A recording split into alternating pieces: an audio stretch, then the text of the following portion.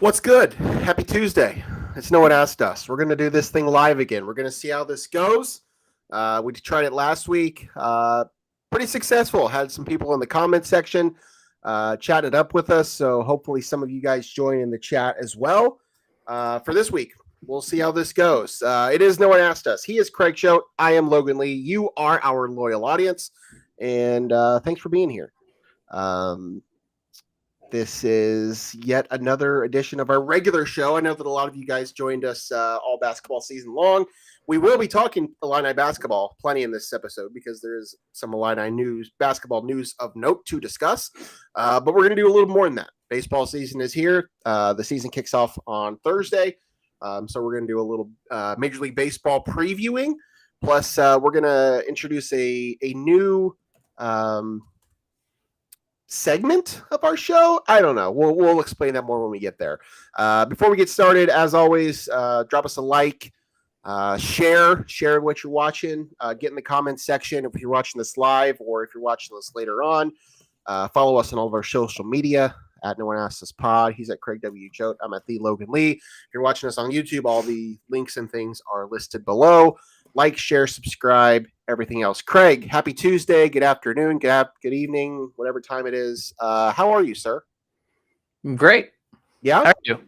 Yeah. Huh? You're fired up? Long weekend. Yeah. Long weekend. I saw you were doing a little traveling again.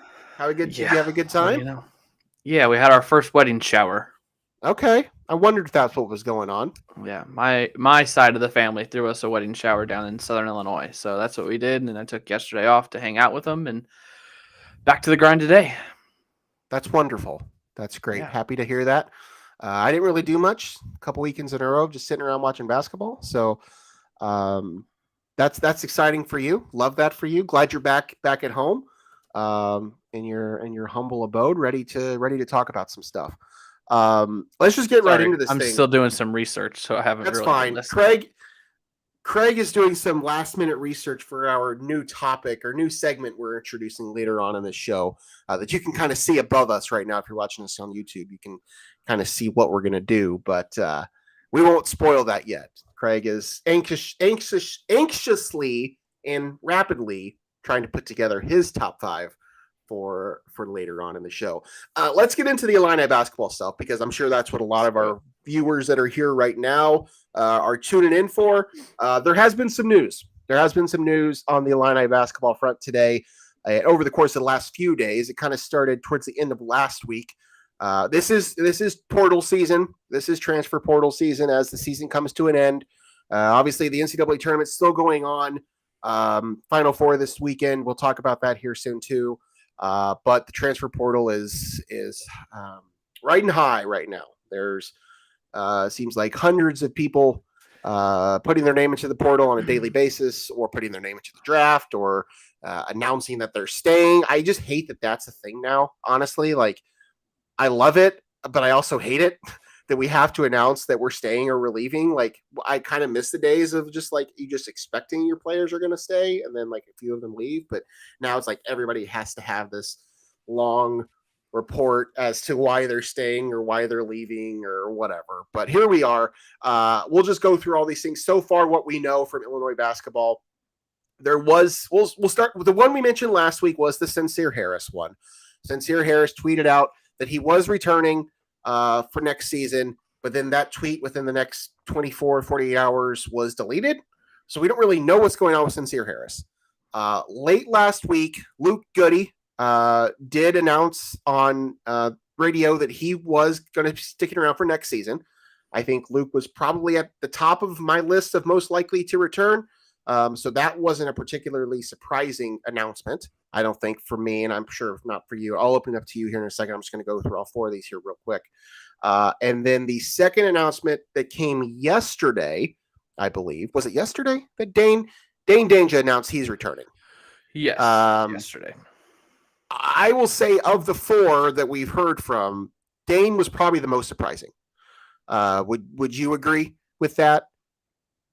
I mean, obviously we'll get to Jayden and we'll get to Coleman in a second. But of the four that we've heard from, we've heard from Luke Goode, we've heard from Dain Dainja, we've heard from Jayden Epps, we've heard from Coleman Hawkins. I think Dain Dainja has been the most surprising to me. The fact that Dane's going to stick around for another season, or at least with Illinois basketball. I mean, he was a player that at the start of the season was playing really well. Was kind of playing out of his mind and surprising a lot of people. But his minutes and his on-court play kind of deteriorated by the end of the season. And I wasn't sure what he was going to do. So I think that's the biggest surprise. It's a good surprise. We'll talk about all of it here in a second. Then Jayden Epps, the big one today, announced that he is entering the transfer portal. Again, that does not necessarily mean he will leave, but he's most likely leaving. Not a surprise. And then Coleman Hawkins announced that he is entering his name into the NBA draft waters while maintaining his college eligibility. Did not state that he's entering the transfer portal, but he is saying that he's going to test the water. So neither Coleman nor Jayden were a huge surprise. Luke Goode, not a huge surprise. Not a surprise at all, honestly. But the Dain Dainja one, I think, was probably the biggest surprise. So of these four things, what's your take on this right now? I know there's a lot of chatter around the fan base and in the chat rooms and in the message boards and on Twitter and in YouTube comments about, is this who's to blame here? Why are all of these guards coming and going? I know that's the talk right now. Where are you at? Are you, why is this happening to us, or does this make sense to you? It doesn't make sense to me because college basketball just doesn't make sense to me right now. But none of it surprises me. None of the four decisions surprise me. I expected Coleman to enter the draft. I expected Luke to be the first most confident person to come back. I expected Jayden Epps to transfer after what happened the second half of the season and what I was seeing in the rumor mill and everywhere else. And what was the other one? Dain. Like you said, I was somewhat surprised, but at the same time, there's a lot of unknowns with these two-time transfers right now. So for him to transfer again, he might have to sit out. Like there's just like no clear-cut path to how they're going to handle these guys that have transferred and then they're transferring again. There's a couple that Illinois is in on that have already transferred that they're probably going to have to wait to see what the NCAA does before they're like, right. Hey, yeah, come on. So Dain, I think it's smart for him to come back. I know people, and you said something about me at the end of the year saying that I wouldn't mind moving on from Dain. Clarifying that if there's a better option out there, I don't think you tell the better option no because of Dain Dainja. That was kind of my point. I think there's better options that can be had. I think the biggest concern right now is just this freshman guard class that we were all so excited about was just a huge swing and miss. Yeah. And I think Brad definitely learned his lesson. Don't hand the keys over to freshman guards because what we've seen in the NCAA tournament is guards just taking over.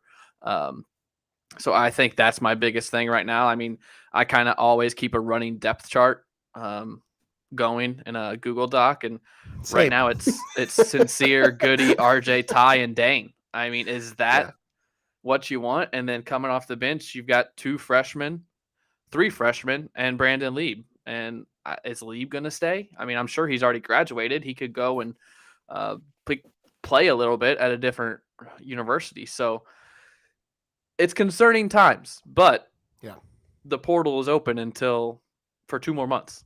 It's like, yes, I'm concerned, but I'm also like, there's plenty of time. At this point last year, Illinois had the same situation. They didn't have Matthew Meyer. They didn't have Terrence Shannon.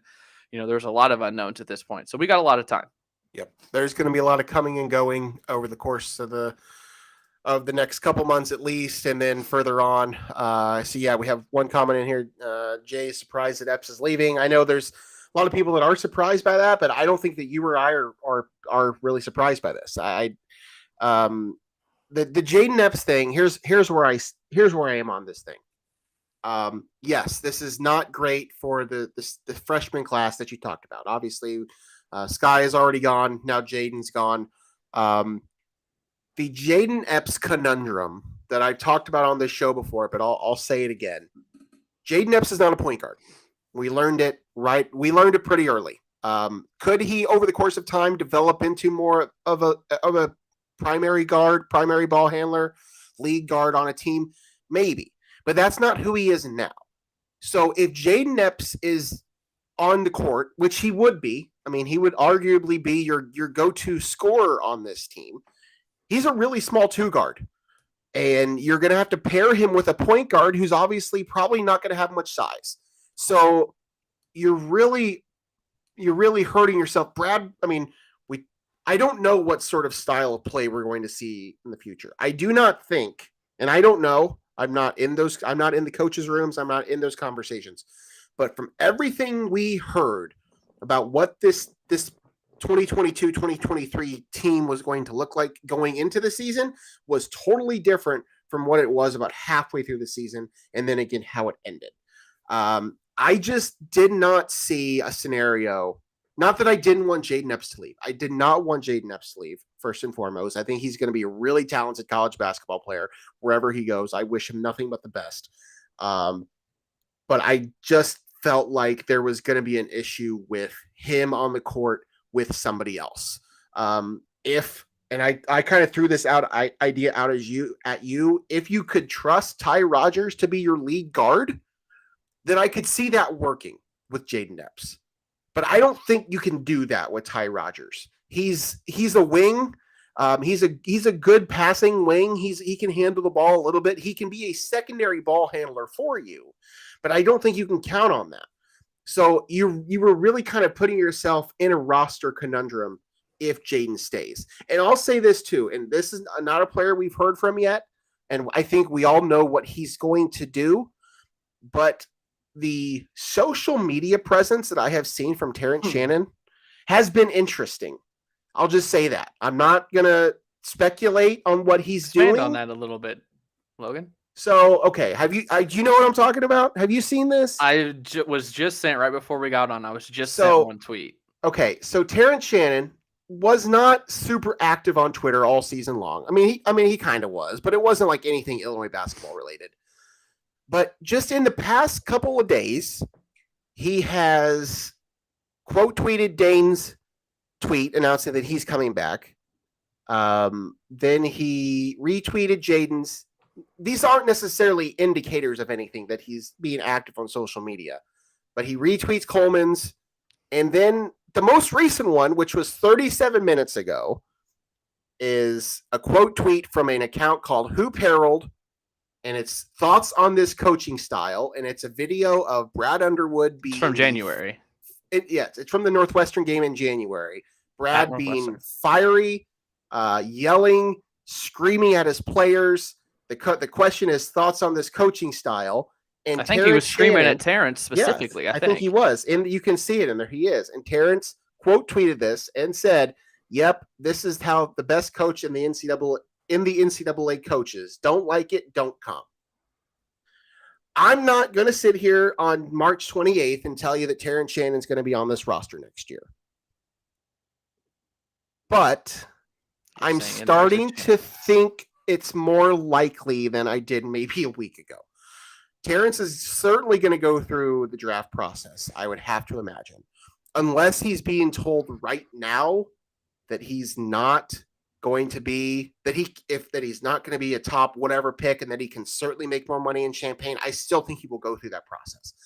But it would not surprise me at all if Terrence Shannon is back on the roster next year. And if he is, him and Jayden Epps wouldn't really work together because they're both ball dominant guards that aren't point guards. And that's just not what this roster needs. It's just not. So again, I don't know that these things are one-to-one correlations. I don't think that just because Jayden leaves means that Terrence is coming back or vice versa, whatever. But it just feeds into my theory a little bit more that Jayden's spot on this roster was in flux because of the position that he plays and the position that he really can't play. This team needs a point guard. We've said it all season long. We went into the season with these two freshmen that we thought, okay, we're going to play this positionless basketball. We're going to rock with these two freshmen. The two freshmen we rocked with were honestly fine. Like, obviously, one of them bailed halfway through the season, and that's fine. That's his choice. And the other one wasn't happy with something. Who knows? Maybe it was coaching style. Maybe it was player camaraderie, whatever. But I think talent-wise, I think the two of them were fine. But it wasn't going to work. This team needs a point guard. Jayden Epps is not a point guard. Terrence Shannon is not a point guard. Ty Rodgers is not a point guard. That's what they need. So I think the best point guard on the team left in December. He was the most point guard of the the roster, and so he bailed. Yes. So and who's more likely to come back, Coleman or Terrence? See, that's an interesting question because I would have said Coleman up until I shouldn't say that. Just because I see this tweet doesn't necessarily tell me, it doesn't sway me necessarily that much more, but I would have definitely said Coleman like 100%, but I'm not saying 100% anymore. I'll just say that. I still think it's Coleman. I still think Coleman Hawkins is the most likely to return. I think Coleman Hawkins has the most to prove. Coleman Hawkins has the most he can improve on, and I think Coleman's draft stock could skyrocket if he has a successful season at Illinois. He has a lot of things to improve. He does have a lot of the tangibles that NBA scouts and NBA coaches and GMs are going to want, and he does have a style of play that will work in the professional ranks, but I do think another season could work for him. The Coleman thing, he's been very vocal. He was very vocal with the media. And I think that he's basically saying, like, listen, I'm going to go try this NBA thing, but I'm also going to, see what the NIL situation is going to be like. And I'm going to see what happens with this roster, because I think Coleman Hawkins, if he comes back to Illinois, which I do think he will come back to Illinois if he doesn't have if he doesn't hear what he wants to hear from the NBA. But I think he wants to know that there's a roster in place that's going to work a little better than what this past one did. By that, I mean more veterans, more experience. I mean, he almost transferred last year. I know. When Meyer came in. I know. So I think he's going to want to see some things. So, that's where I'm at on all this stuff. Luke Goode, I think he will play a huge role in this team next year. He would have played a huge role in this team this year had he not gotten hurt. He'll be a great, addition off the bench. Maybe in the starting lineup if he gets to that point, whatever. He just brings a little bit of size. Dain, I never wanted to see Dain leave. I'll just say it right now. I think Goode and Dain Dainja surprised the heck out of me. I think he surprised the heck out of a lot of people with what he was able to do at the beginning of the season. Now, I know that he struggled down the stretch. He struggled against some of the bigger post players in the Big Ten. He has some things to work on. I've said it all season long. He was essentially a freshman. So you're going to see these type of things. And he's an undersized center. He is. He is drastically undersized compared to the Hunter Dickinsons and the Zach Edey's and some of the other post players he's going up against. And he was nowhere near the type of there's absolutely no way in hell he was going to defend someone like a Trace Jackson Davis. So he just did not fit with everybody that was going up against him. I'm happy that Dain's coming back, but Dain will also have to buy into the fact that they're going to have to get other post players on this team. The only two real true post players this team had this season was him and Coleman. Brandon Lee played sparingly.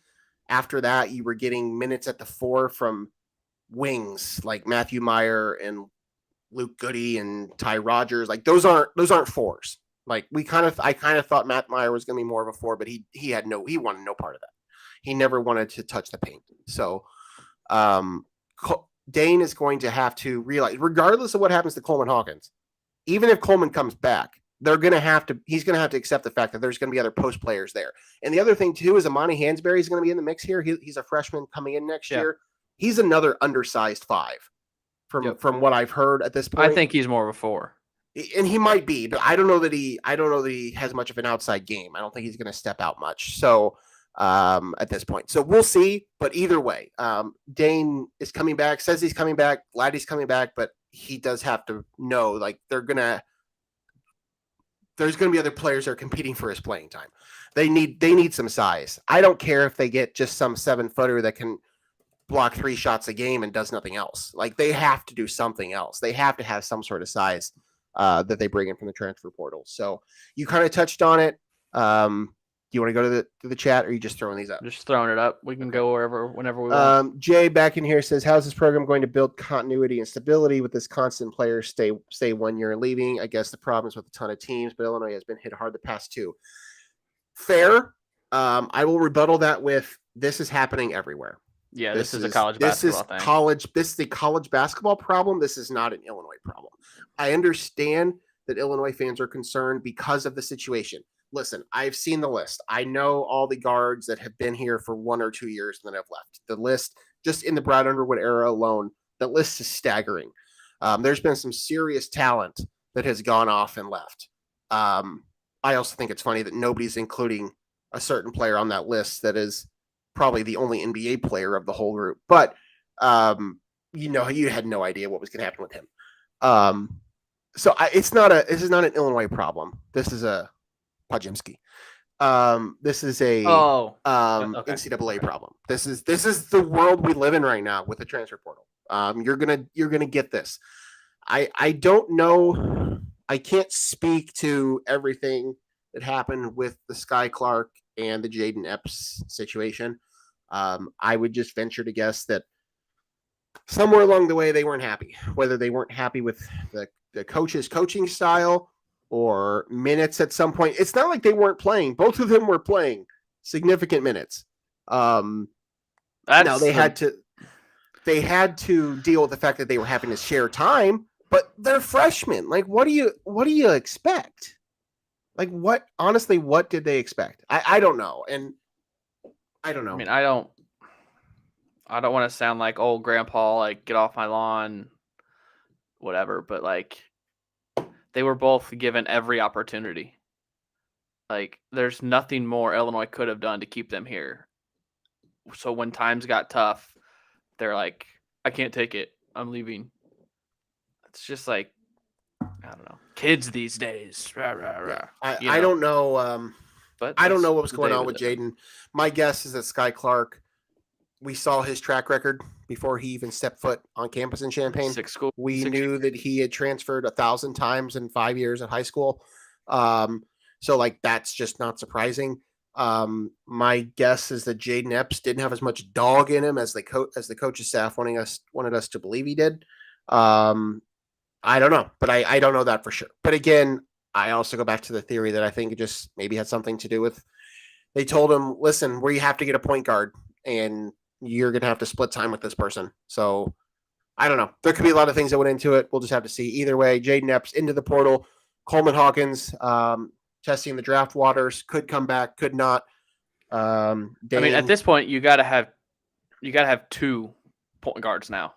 You got to get 2 now. Yeah, absolutely. Because all you have is Sincere, who's an okay point guard. I think he can play the point, but he's not an offensive threat. And you got Gibbs Lawhorn, who's a true freshman. And do we really want to go down that road again? So now you got to go get 2 point guards. There's 3 open spots, I believe, on the scholarship tracker. I think the true point guard on the roster is Nico Moretti. I mean, he's the true. I don't even know if he plays next year. I don't know. Yeah, I don't know that he does. That's the other thing too. I agree. You definitely need to go get 1 point guard. You kind of touched on the roster as a whole. I think if you don't count Coleman, you don't count Terrence, you're looking at 8 guys right now. That's not including Moretti. That's not including Lieb. And I think you really need to go in the season with 10 guys that you can count on to be in a rotation. Am I missing someone? I've only got 7. 1, 2, 3, 4. Oh, yeah, 7. You're right. 7. Melendez, Rogers, Dainja, Gibbs, Lawhorn, Harris, Goode, Hansberry. That's 7. Yeah. So maybe Coleman, maybe Terrence fill a couple of those spots. But either way, you got to go out and get somebody. A post presence is necessary. A point guard is necessary. So I don't know. We'll probably hear more in the next few days of other players that may or may not leave. I don't look at this roster now and think that there's anybody that I'm confident is leaving. The Sincere Harris tweet thing was kind of cryptic, so I'm not really sure what to think about him. there was a point in the season where I was sure RJ was gone, but I don't think that's necessarily the case now. But again, it all depends on what else happens. If they go out and get a insert player here that's just better than another player, then somebody else is going to leave. But it's a little too early to tell. There's plenty of names out there. There's like a million names in the transfer portal, so way too early to tell who's coming, who's going. But that's what we know right now. I think Ty is coming back. I don't know if he's going to post anything. Yeah, I'm coming I back. wouldn't be surprised. I'm 90% sure Ty Rogers is coming back. Yeah, I would be too. And the way Sincere has been acting on social makes me believe he is coming back. Although the deleted tweet is like a little scary. I would venture but I also guess. think, not to like poke at you, but you can't take teenagers, college kids' social media really seriously. No, I know. I understand. I think that my guess with the Sincere Harris thing is that he tweeted that out impulsively after the season, and then he went home and met with his family, and somebody said, "You got to figure out if you can get more money." Yeah, that's what I almost guarantee that's what happened. I think this is new. Brad, Jim Matson on his radio show today said he expects Boo Booey to go to Illinois. Okay. I don't even know what to take that. I mean, yeah, I know who Jim Matson is, but okay. We'll touch base with that one next week. Yeah, no, I agree. I'm not trying to take everything they say seriously on social media, but what I'm getting at is that I think that they make impulsive decisions, and I think NIL is just as big of a deal now as the transfer portal is, and it's all the same. So if somebody thinks that Sincere Harris can make more money going somewhere else, then he might try to make more money somewhere else. So that is what it is. Steve, hey Steve, what's up? I saw you also commenting on my microphone situation. Yes, it has improved. Says something that the older players seem to be able to handle Underwood and the freshmen can't. I mean, yeah, to an extent. I think Brad has had an issue with freshmen. That's no secret. I don't think that the freshmen last year were particularly happy. So I don't think this is new. I do think as they get older, they do learn to respect him more. I know you weren't a fan of him, and I know a lot of people ended up not being a fan of him, but I think Brad and Matt Meyer had a good relationship. I just don't think Matt Meyer was the kind of player that Brad really wanted, but I don't think that they had a bad relationship. So yeah, Brad has a tendency to struggle with freshmen. So maybe that's just the future. Maybe the future is grabbing second or third year guys and rocking with that. Who knows? That's what I said last week. Like, is recruiting now not so much recruiting out of high school, but you fill your roster with high school players, but you just know 80% of college guys are going to transfer after a year or two. So go get those guys, because then once they're with you, they're going to have a hurdle to jump over to get immediately eligible if they want to transfer again. So once you get a transfer, you're kind of stuck with them unless they want to sit out a year because they really, really hate where they're at. So I think it was Joey Wagner at 24/7 had a good article on Underwood on his off season. So plug to Joey, go read that. If you're a VIP for Illini Inquirer, if you're not, I suggest you get it because those guys were more in the know than anyone. So go read that about Brad. I think he had a good little nugget about how you try and weave everything together with the transfer portal and who you're recruiting and who you target. It's a new world. We've said it over and over again, and we're going to keep saying that for a few years because everybody's still trying to figure this thing out. The one thing that Brad really hasn't tapped into yet is the mid-majors or the smaller school transfers. We haven't seen much of that. Most of the transfers that Brad has brought in have been, Big 12, Pac-12 type players. So maybe we see more of them tapping into I've looked at the transfer portal rankings. And I know there's several players on the top of that list that are from smaller schools that are going to be looking for a chance to do something. Top point guard right now is from Iona. Yep, exactly. So I don't know. We'll see what happens. We'll keep updating you guys on that as things happen. But as of right now, that's where we're at. Anything else from Illinois basketball land that we want to talk about, or you want to move on? Nope. We're good. Final Four this weekend. It's been, I know last year we talked about this. I'm sure based off of the conversations we had last year that you, Craig Choate, are not a fan of the Final Four this year. Am I correct? You probably couldn't care less. Yeah, I don't disagree. I am happy for these schools that are here. I'm happy for San Diego State and Florida Atlantic in particular. That's really cool. For one school that's trying to make a bid to get into a bigger conference, and another school that is going to a bigger conference but needed some more help. That's cool. But as far as matchups go, we don't really care about TV ratings on this show, but as far as TV ratings are concerned, I'm not really sure. Oh, they're going to be way down. I think the women's numbers will potentially rival especially that San Diego State Florida Atlantic game. UConn at least is a household name, and I don't know, you'd call them a blue blood in men's basketball, but they're close. Oh, they're close. They're like maybe the next second tier. Yep. They're maybe like a second tier blue blood in college basketball. So I mean, at least they're there. And Miami is a good market, but that's not exactly a basketball school. So it's interesting, but that's what we get. San Diego State, San Diego State beat Creighton in the most controversial game of the weekend for sure. It was a foul. It was a foul. I do agree it was a foul, and you can't really say if it's you can't make the argument of if it's a foul, but you shouldn't call it. I don't know. I mean, I know we kind of had similar conversations after the college football championship, or was it the Super Bowl? Whichever game it was. It must have been the Super Bowl, right? Yeah, because there was a call like, do you call it? Do you not call it? Whatever. I don't even. Miami beat Texas, probably the biggest surprise. Oh, yeah, Super Bowl, holding. It was the holding of the Super Bowl, yeah. Miami beat Texas, probably the biggest surprise. Texas was the best team left in terms of seeding. Gonzaga got throttled by UConn in the Elite Eight, and then Florida Atlantic by 3 over a really good Kansas State team. I guess we should talk about that. Texas did not hire Brad Underwood. Yeah, I was told by the comment section that Brad was vacationing in Austin. I mean, I don't know what was going on in Austin. Excuse me. I just had a hard time believing that they weren't. I mean, I can understand if you think you can get somebody better than the interim coach. But the interim coach took them to an Elite Eight, and honestly, they were the best team left. So like they could have easily won the national championship. So I think that makes sense. You gotta do good by the guy that got you there. I think that was the right call for them.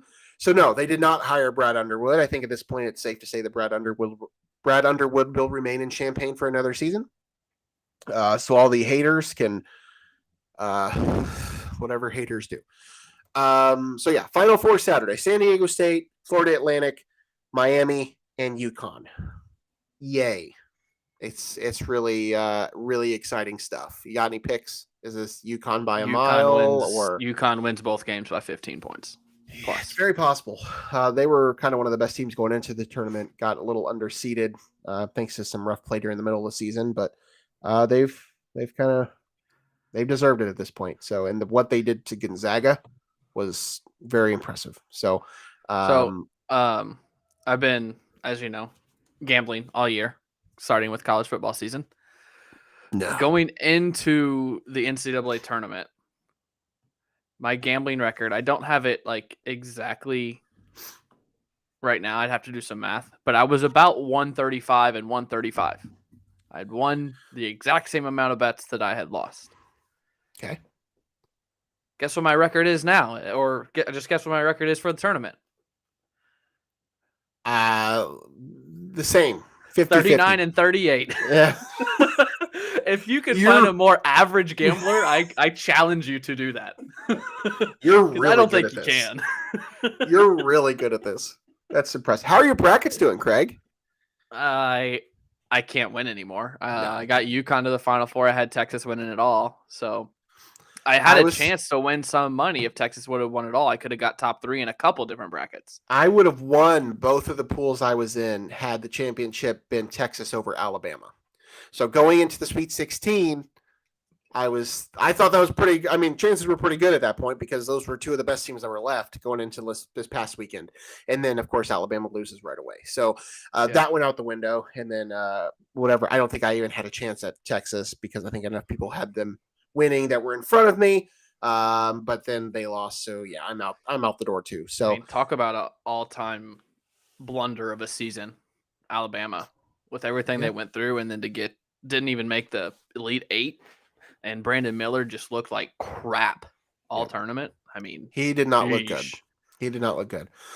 Yeah, we'll Final Four. I cannot say that I'm super excited to watch. I will certainly watch. But I think I don't know that I'll be planning my weekend around the Final Four on Saturday. If there's something to watch this weekend basketball wise, it might be Caitlin Clark.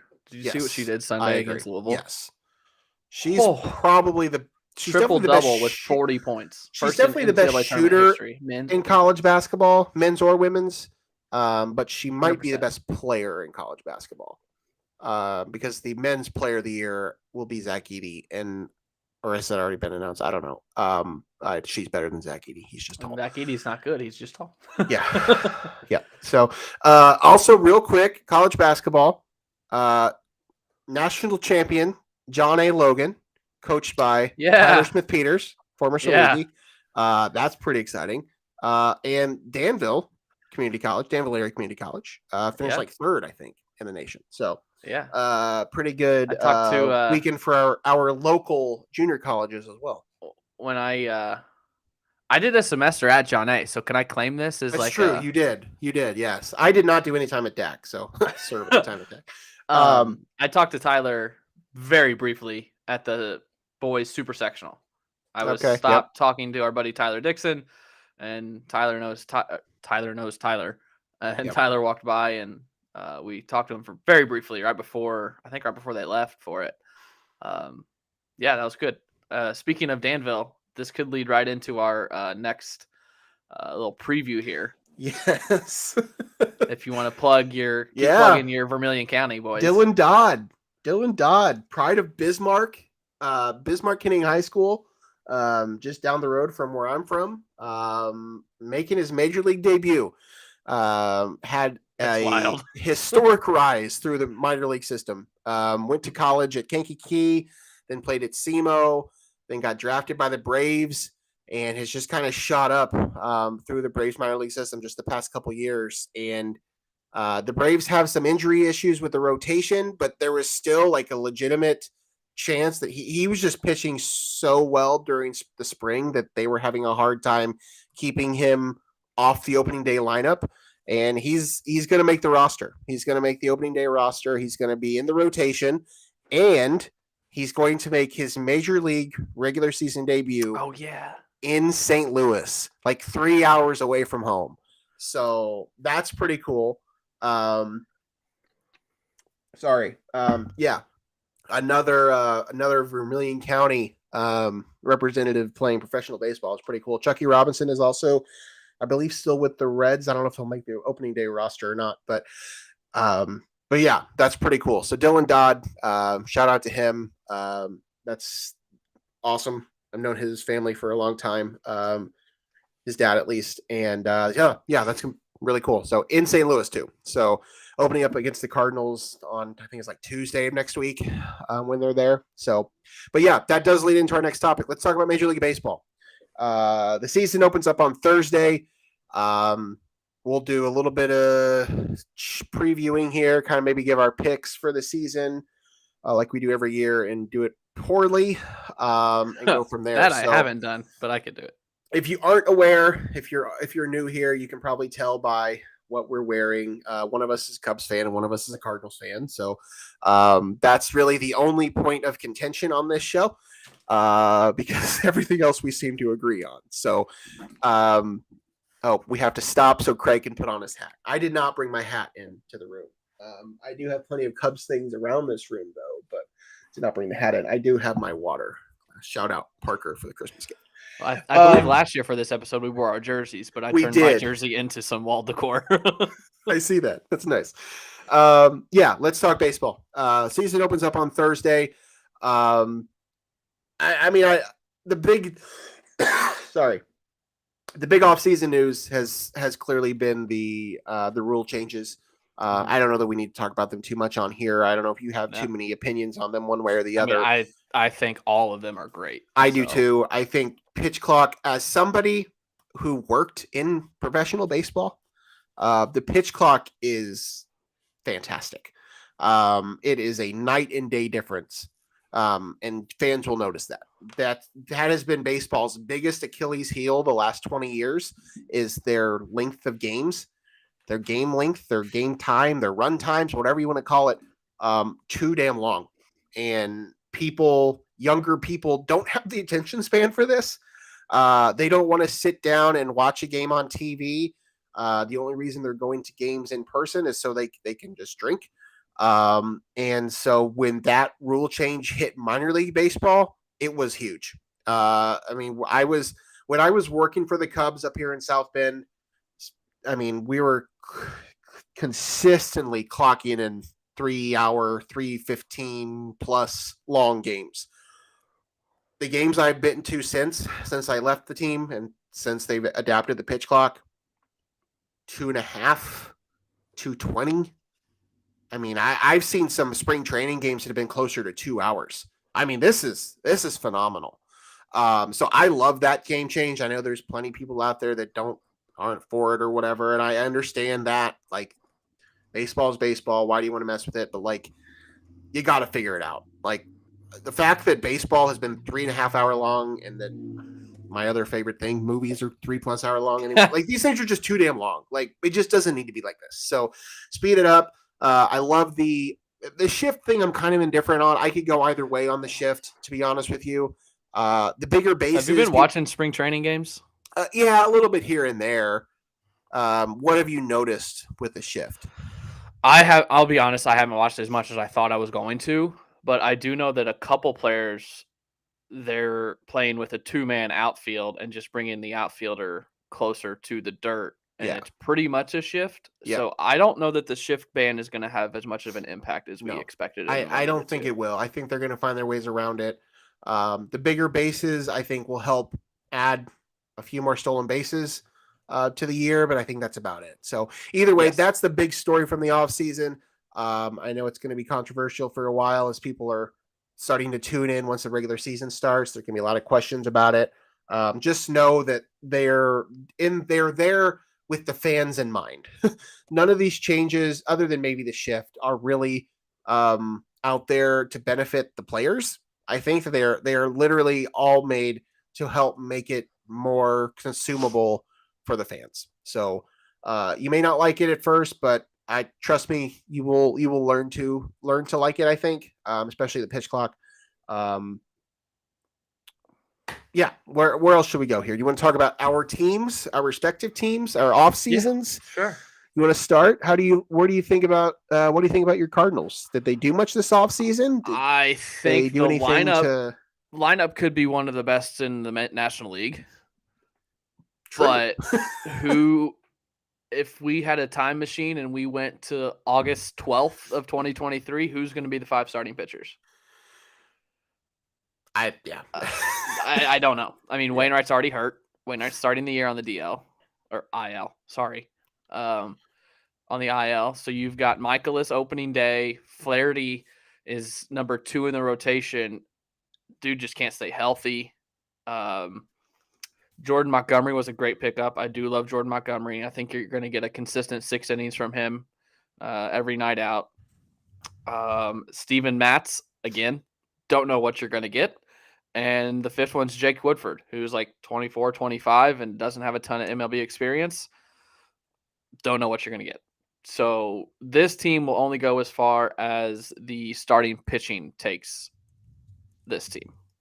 Because I think lineup 1 through 6 can go up just about against just about anybody, specifically in the National League, outside of maybe one team that's spent just loads of money now.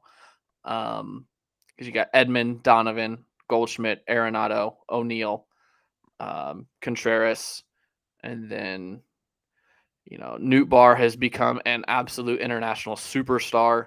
So hopefully he can ride some of that into some national notoriety. We'll see.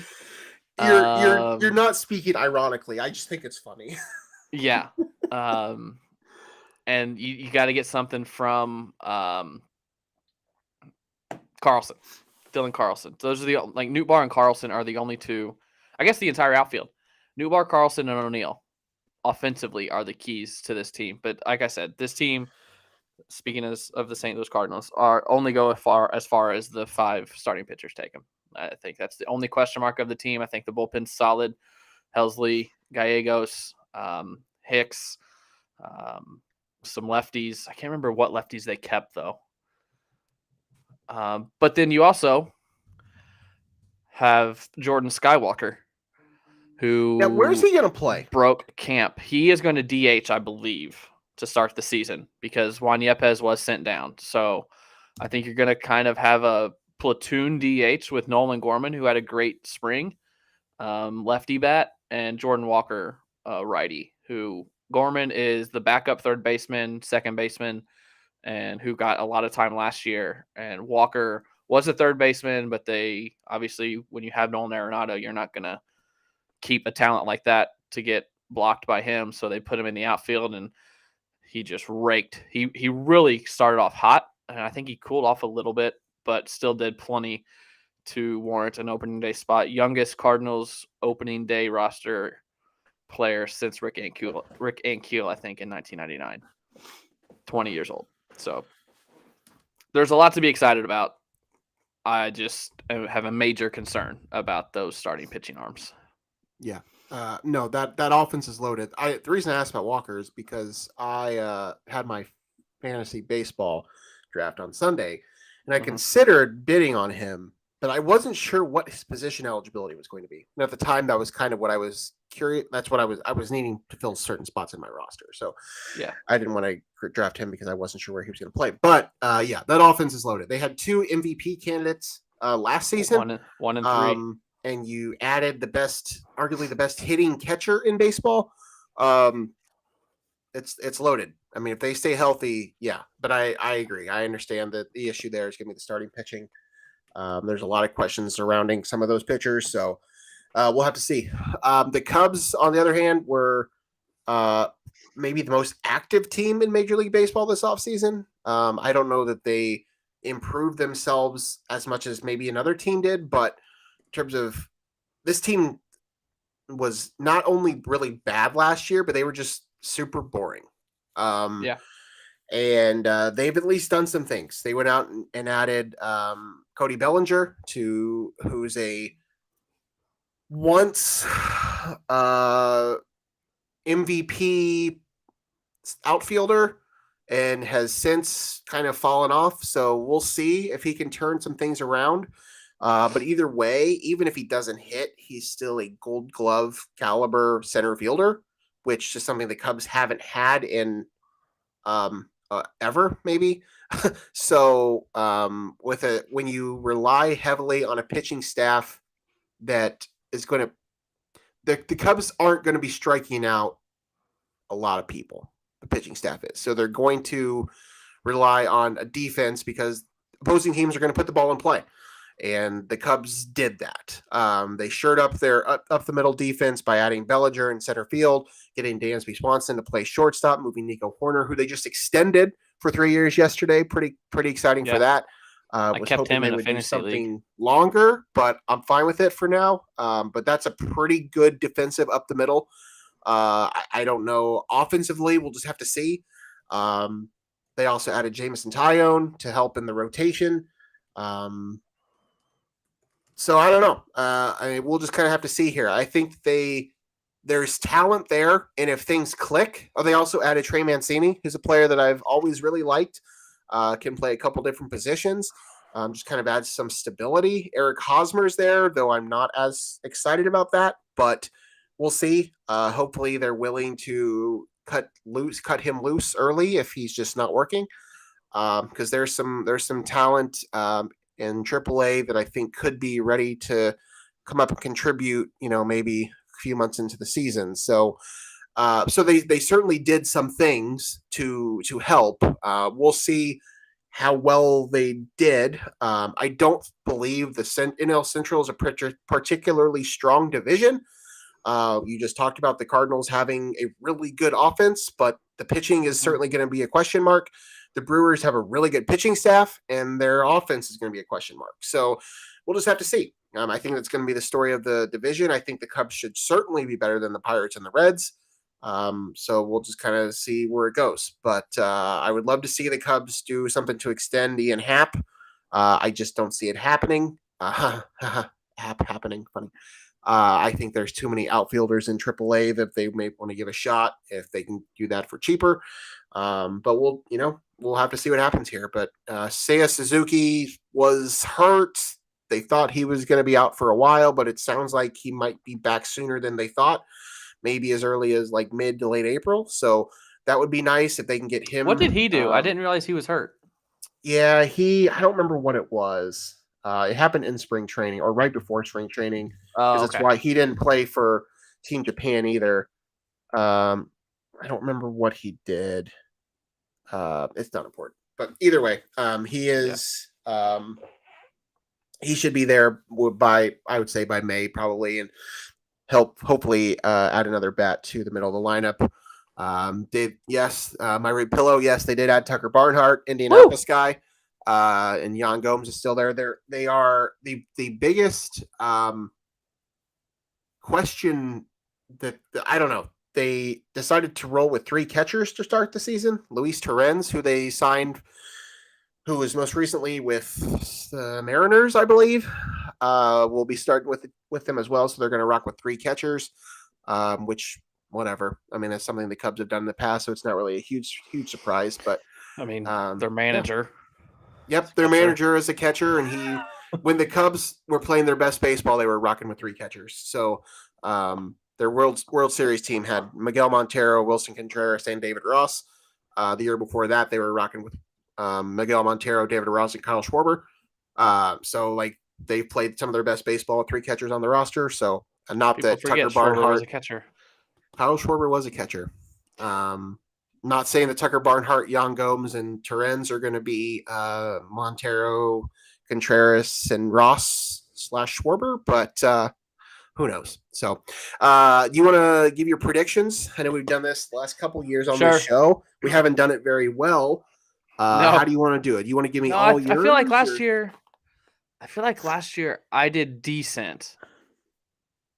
I don't know. Okay.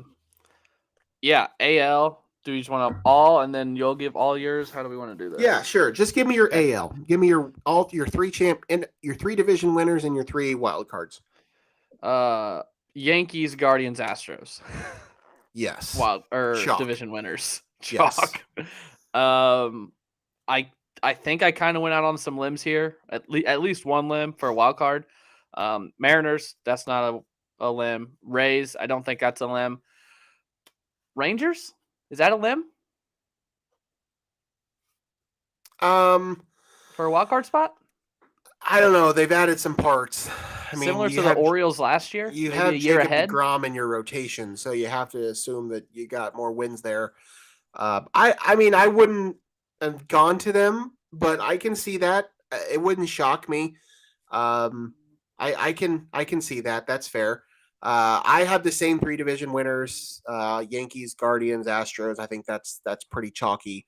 I also too like the Mariners. I think they're a young and hot team, and I think they're going to be a real pain in the butt of everybody in that division for the next several years. I know I went with them last year and they fizzled out on me. I'm gonna ride the Angels again. Listen, man. Shohei's got to make the playoffs at some point, right? If they can't figure it out, like, dude. And we saw it on display in the World Baseball Classic. Like, you have the 2 best players in the world. Yeah. You got to figure it out. Like, I think at some point they're going to have to figure it out. So I'll take 3 teams out of the West to make the playoffs. And I'll go with the Blue Jays again. I mean, I know the Rays might historically have been better at making the playoffs, even though they haven't always had the best teams, but I don't think it'll be anybody out of the Central. I just think No. I think the Blue Jays have too good of a lineup to let that go. And so I'll take Yankees, Guardians, Astros, Angels, Mariners, Blue Jays. Those are my AL playoff teams. All right, NL, Okay. go. Mets in the East. I know Diaz is a big loss, but I think closer you can replace. Yes, correct. And their lineup is, and their 1-2 punch in the starting rotation, and their lineup is really good. Cardinals in the Central, Padres in the West. I mean, I would almost guarantee we're going to have the same 6 teams in the NL. Okay. Braves, Phillies, Dodgers, wild card. Yeah. It's hard to not say any of that. So you said the Mets, Cardinals, Dodgers. Nope, Padres, and then you said the Braves, Phillies, Dodgers. Okay. Yeah, I agree with all of that. I might have made one switch as opposed to you. Are you going Braves in the East? No, I was going to go with the Mets, honestly. Okay. I didn't really have anything. I thought you would go Braves. I didn't have anything different. No, I think it'll be the Mets. I think they're just too loaded. I know the Braves have had the better success recently, had more success recently, but I think that Mets team is just too good. I think the top 6 in the NL are pretty head and shoulders. I think it is too. Above everyone else. I really wanted to say the Cubs are going to make the playoffs. I really did. I wanted to come on this show and say the Cubs are going to make the playoffs. And let me say this right now. First off, I'm not going to predict that. I'm going to predict the exact same 6 teams you did because I agree. I think they are head and shoulders above everybody else. You can argue the order, the East and the West especially. I think both of those divisions could be one of 2 or 3 teams. The reason I want to say the Cubs could squeak into the playoffs. Oh, do you want to what? Yes. Their over-under in Vegas right now is 76.5 wins. I think you hammer that over. Yeah, I think they will win more than 82. That. As I said just a few minutes ago, the Cardinals have a loaded offense, and the Brewers have a loaded pitching staff. But I think the Cubs might have the second best offense in the division. I think the Cubs might have the second best rotation in the division. Now, in order for those things to happen, a lot of things have to go well and go right for the Cubs. And I don't know that happens, which is why I just don't think they get over that hump. But I think they'll win more than 76 games.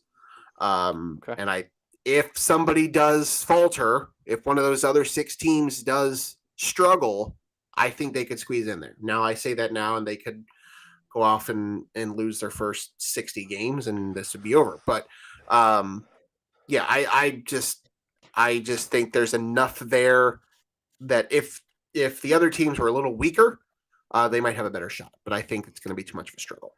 I know we want to move on, but I got this last thing, then we'll move on. Okay. Cincinnati Reds, 65.5 wins. Yes. Under. Oh, okay. Pittsburgh Pirates, 67.5 wins. How many? 67.5. Over. Chicago Cubs, 76.5. I think over. We just touched on that. Milwaukee Brewers, 86.5. Under. St. Louis Cardinals. Do you have a guess on what their line might be? Like 85. Brewers were 86.5. Cardinals are 88.5. Oh, really? I might take the under on the Cardinals. I don't know. Something you have to think about here too is interleague is no longer you play one division and your rival. Everybody. You play everyone. Yep. So whereas the Cardinals and the Brewers got to kind of beat up on the Reds and the Pirates 17 times a year each, that's not going to be that much anymore. I think you play your division rivals 13 times, I think.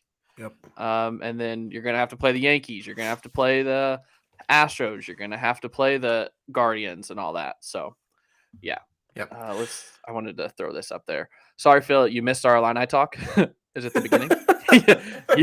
you can go back. But Matthew Meyer was really not mentioned. So We did not mention. I did briefly mention his name one time, but yeah, he was not mentioned in this conversation. No, I do not. Adam, I do not trust Steven Matz to be the Cardinals' best pitcher. Cardinals' best pitcher might not even be on their roster right now. I feel like they could go trade for someone that might turn out to be a deadline guy. I don't know. I don't like much of the starting pitching. Michaelis was extended 2 years before he was announced opening day starter, so he might be. But yeah. All right, you want to move on to our little game here? Yeah, It's not really a game. It's not a game. We want to start incorporating some other part of this show. I know we're already getting about an hour long, so I don't want to make this too much longer. But yeah, I at least we want to start doing something. So we're going to start doing a top 5.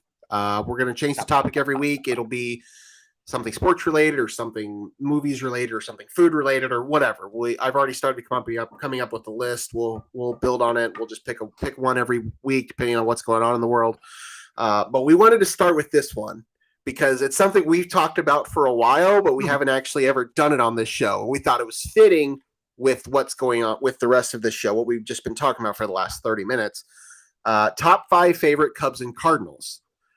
Now, the catch here is that Craig is going to give me his top 5 favorite Cubs, and I am going to list my top 5 favorite Cardinals.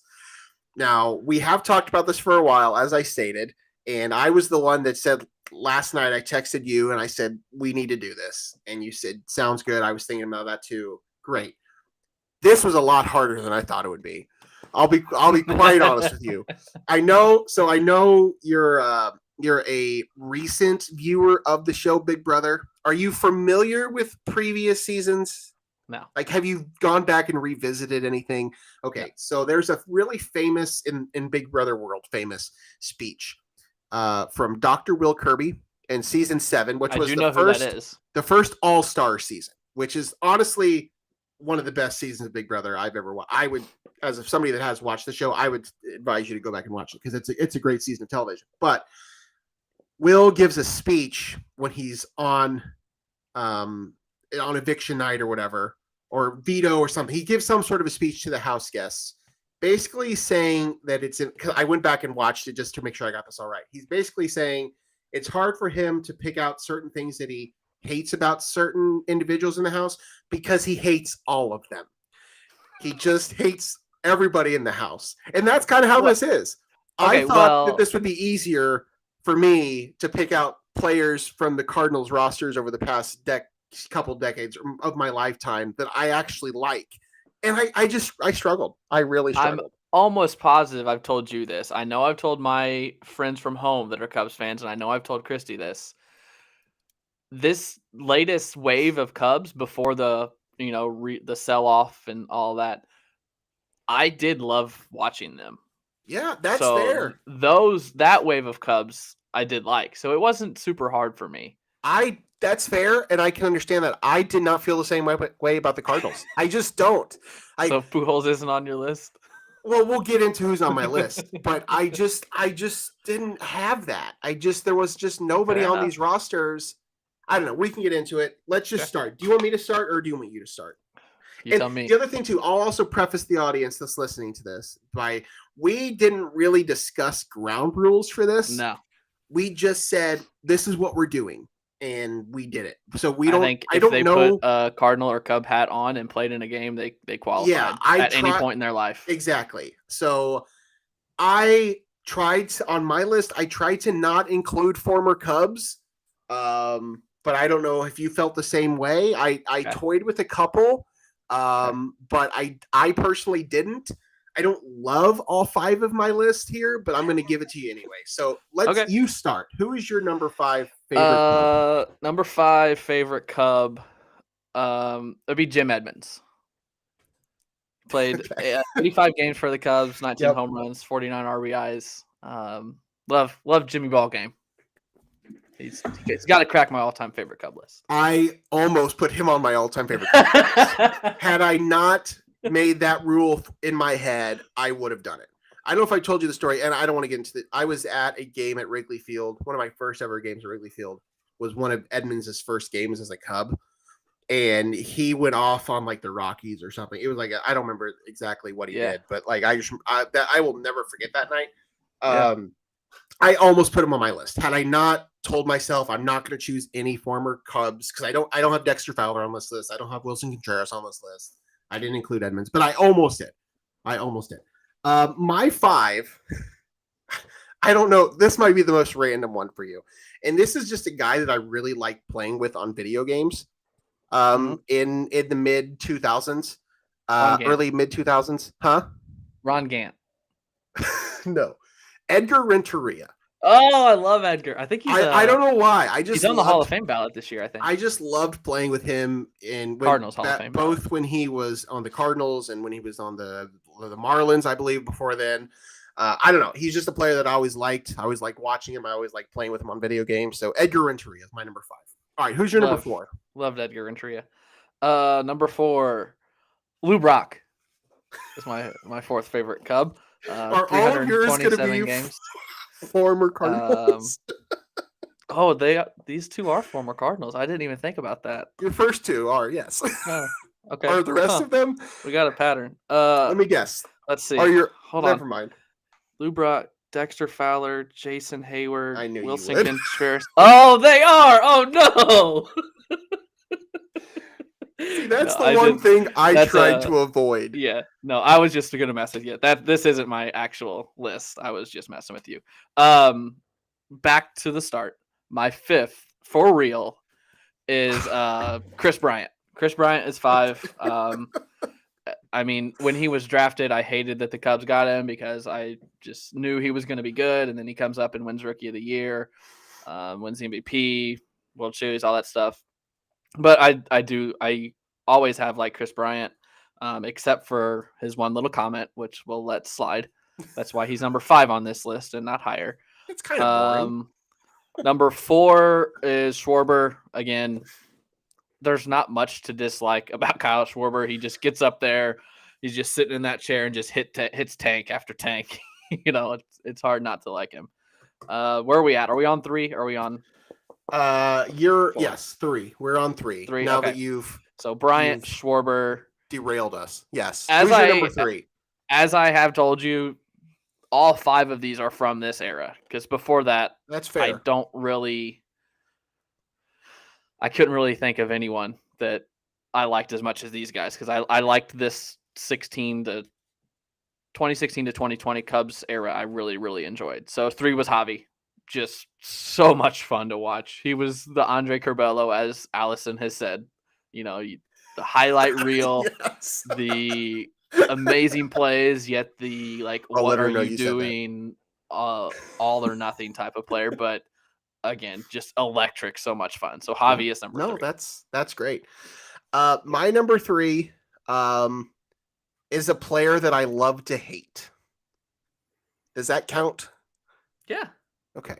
I love to hate this player. I love to get under the skin of Cardinal fans about this player, but I have mad respect for Yadier Molina. If he wasn't a Cardinal, he would be one of my favorite baseball players of all time. I don't think he's a first ballot Hall of Famer. I do think he's a Hall of Famer, but it's hard to deny him as just a catcher, as a baseball player. He is a really good all-around baseball player. He's not the best hitter, not the best hitting catcher of all time. I think that's what ultimately keeps him off the first ballot, but he's a player I love to hate, and I just have mad respect for him. So sticking with the theme of Puerto Rico, Yadi Molina, number 3. No, I think one of the cool things about Yadi, and I don't know if you feel the same about him from an outsider perspective, but his 3rd year in the league, he hit 216 on the year. 2 years later, he hit 304. Then he hit 293, 262, 305, 313, 319, 282. His first 3 years, he didn't hit better.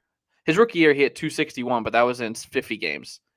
And then 250, and then 216. And then he just took off, which I think that shows a lot that, he was this defensive catcher, but he had good offensive numbers too. It gets overshadowed. So I don't think he gets enough respect for his offensive numbers. That's fair. Okay, so I realized that I think we've screwed something up because I gave you my number 5 and I gave you my number 3. So I don't think I ever gave you my number 4.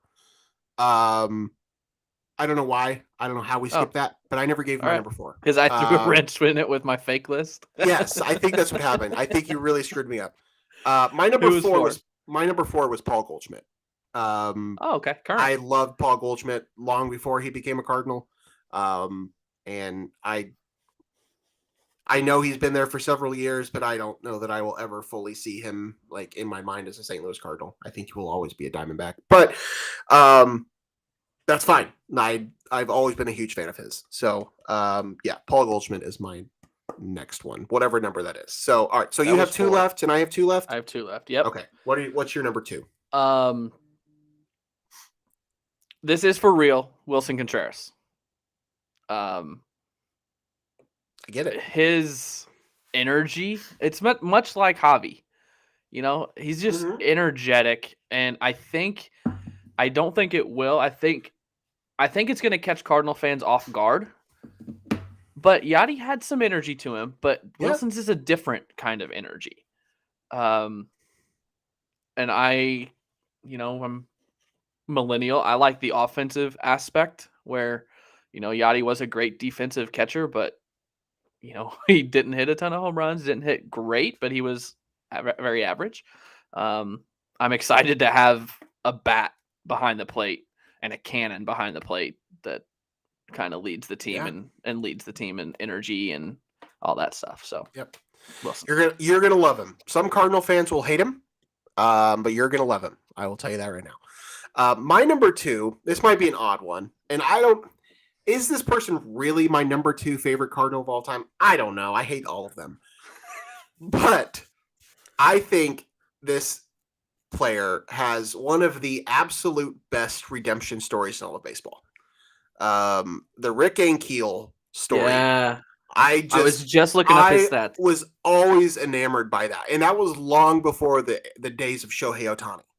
But the Rick Ankiel story, and I'm sure most of our listeners and viewers are familiar with him, but like came up as a pitcher, threw gas, but struggled to get the strike zone. I don't know if he was spooked or what was going on, but he was second in Rookie of the Year voting in 2000. He just 2000. Yeah, and then he just struggled. And then he took he took some time off. He went back to the minors. He worked his way up as a hitter, and he became a real middle of the order bat for a really good Cardinals team for a few years. Hated those teams, but like I've always been enamored by that story. I just think that's one of like the coolest things. Again, long before the days of Shohei Ohtani and two-way baseball players, like that was not a thing. Like we were comparing Rick Ankiel to Babe Ruth back in the mid 2000s. It's nowhere near what we're seeing now with Shohei Ohtani, but at the time, like I just thought that was one of the coolest stories. So I went with Rick Ankiel number 2. So have I ever told you that I was at Busch Stadium the first game he played as an outfielder? No. Well, maybe. I don't know. And I believe he hit 2 home runs. Wow. Okay. I know he hit 1. Yeah. But I believe he hit 2 home runs. But yeah, I was at Busch Stadium. Me and one of my best friends from high school, we had tickets, and they announced that he was going to play that morning, and we were like, "Oh my God, this is awesome!" Yeah. But yeah, I was there for that. So yeah, that was really cool. Really cool. All right, who's your number 1 favorite Cub? I just looked him up 10 minutes ago to see if he had played for the Cubs because he was going to be on my fake list for you. Number 1's Rizzo. There's just nothing bad you can say about Anthony Rizzo. There's really not. He's a good dude.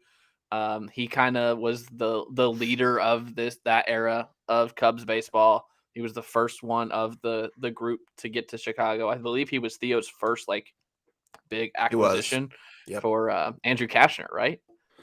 Yes, that's a trade. I believe that's a trade. Yep. So I have nothing bad to say about Anthony Rizzo. So he's probably my favorite Cub. Same. Likewise, my number 1 is obvious. It's Albert. He's the greatest baseball player of our generation. Maybe he's the top 3 greatest baseball player of our generation.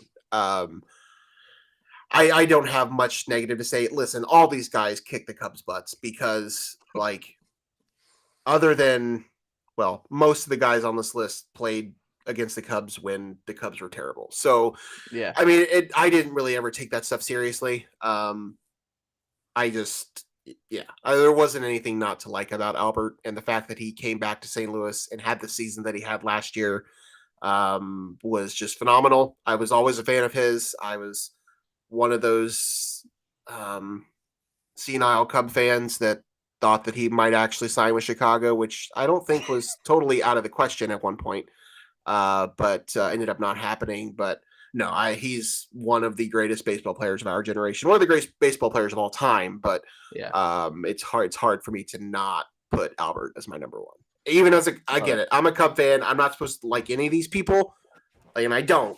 But if I have to pick favorites, it's obviously the greatest baseball player, one of the greatest baseball players I've ever seen.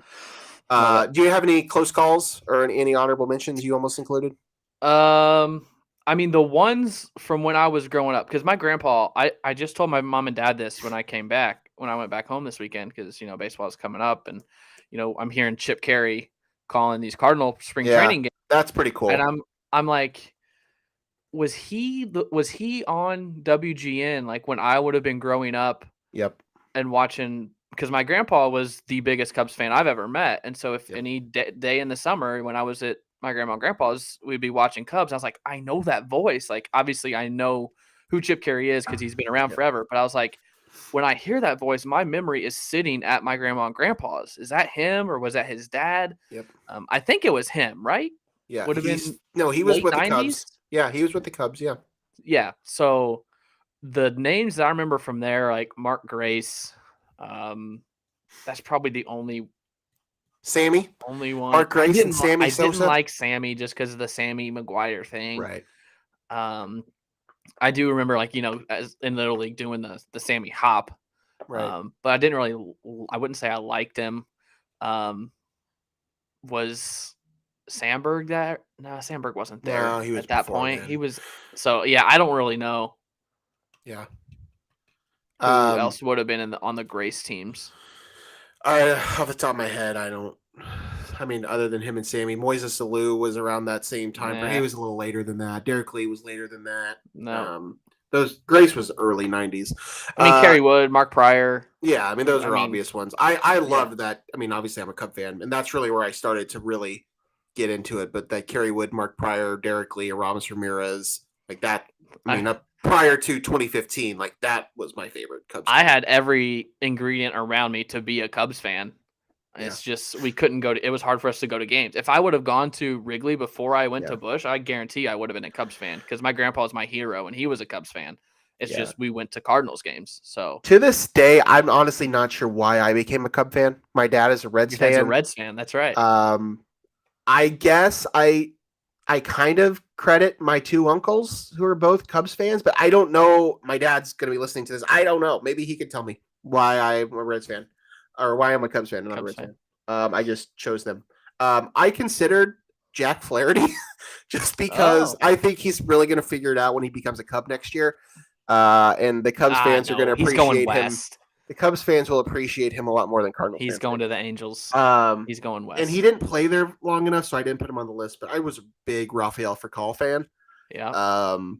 He was with the Braves, and then he ended up going to the Cubs. But all right, I told myself I was going to do one thing when we started the show, and that was to keep us close to an hour. And here I am. I failed drastically. We are at an hour and 20 minutes, give or take. So we're going to shut this thing down.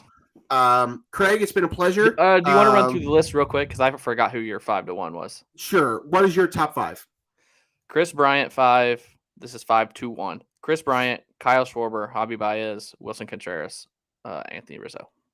And mine was Edgar Renteria, Paul Goldschmidt, Yadi Molina, Rick Ankiel, and the Machine, Albert Pujols. Okay. All right, we're going to try these, like 2005. Yeah, except Goldschmidt. We're going to try to do these more often. Jack Flaherty, sadly done. Yeah, I think he probably is. But that's fine. That's why I didn't put him on my list. We'll try to do more of these as we go along. But I thought this was just kind of a fun little thing to throw in at the end of the show. But hey, thanks for hanging out. Those of you that are still here watching us on YouTube or wherever you're watching, thank you. Thanks for jumping in the chat, saying what's up. Those of you that are watching or listening later, thank you. Craig, thank you. Logan, thank you. We'll see you guys soon. Maybe next week. We'll talk inevitably more portal movement and college basketball championship and first week of baseball and who knows what. Anything else, Craig? No, I'm trying to scroll through Twitter real quick to make sure nothing broke in the last 20 minutes while we were doing that, and I don't see anything. We need a producer. I will let you know. I don't know what we're planning for next week, but I have big plans on Wednesday night that I am very excited about. So we cannot shoot a show next Wednesday night because I'm going to be hanging out with Mario and the boys of the movie Air.